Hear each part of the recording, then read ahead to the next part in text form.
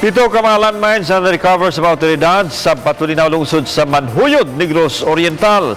Matud pa gitumong kinialang sa kapulisan ug kasundaluhan nga mipahigayon og medcamp sa dapit.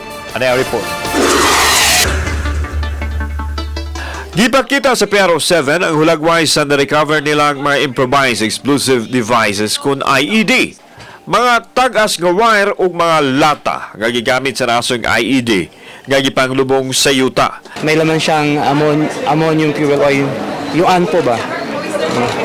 Ammonium nitrate na may fuel oil.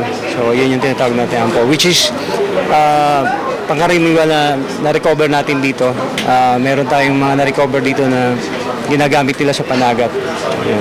Yung range ng sir, kung ma-explode yun sir, gaano kadelikado sir?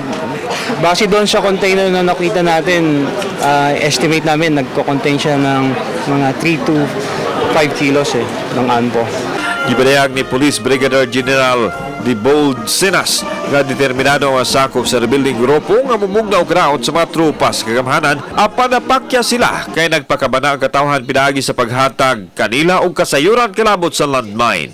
We will separate, file a separate case sa ilaha na specific RA ni, di ba, violations, di ba?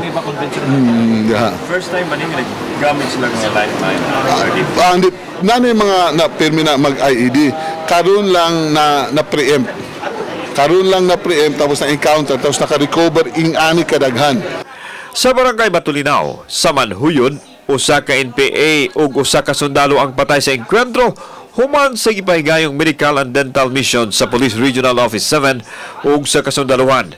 Samtang laing duha usab ka mga NPA sa Santa Catalina ang namatay sa laing operasyon sa kapulisan ug militar. Giandaman gyud nila. It only confirms our assessment na katong among medical missions with the dialogue really hurts them. Na nakuha nila na wa sila ikatubag ato. Kay katong amo ang medical outreach kasi pag muadto ka, you could avail so many things plus the dialogue. Kauban si Jun Sulon, ako si Alan Domingo. Balitang Bistak.